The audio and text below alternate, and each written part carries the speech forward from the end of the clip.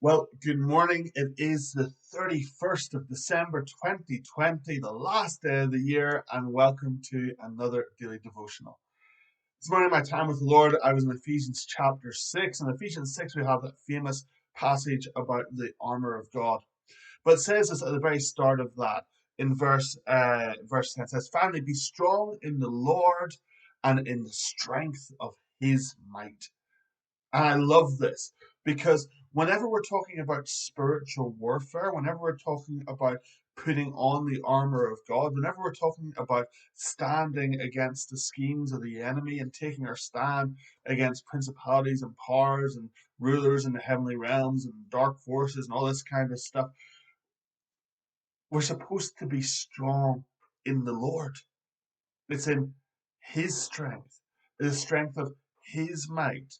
Listen, Jesus said, without me, you can do nothing. Our problem is that we try to stand in our own strength. We try to stand in our own might. We try to fight these battles with our own strength, our own understanding, our own might, rather than trusting in the Lord and his might and his strength. And this is so important.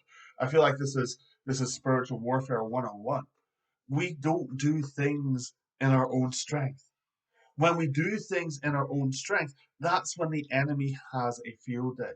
That's when the enemy has plays havoc with us. That's whenever we do foolish spiritual warfare, where we see something and we think, "Oh well, let's bind this, loose this, tear this down, do whatever." Whenever God hasn't told us to do those things, that's why we need revelation and wisdom. We need revelation to know what the Lord's targeting, and wisdom to know how to do it. And so often people land themselves into trouble because they think, oh, well, I need to chase after this principality or that principality or whatever. And yes, we have authority to do that, but we got to go according to the Lord's leading and we got to go according to the Lord's strength.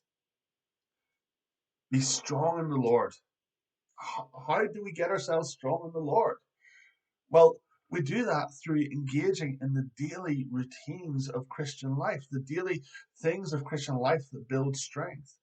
If you want to get strong in the natural, it isn't just going to the gym once a month that's going to do it. It's the small, consistent steps that are going to do it. Consistency is the name of the game. And so, whenever we are consistent in our prayers, whenever we're consistent in our Bible reading, whenever we're consistent in spending time with Jesus, seeking his face, seeking his presence, worshiping him, we're strengthening ourselves in the Lord. Whenever we are believing what he says is true, whenever we are engaging our faith, we're strengthening ourselves in the Lord.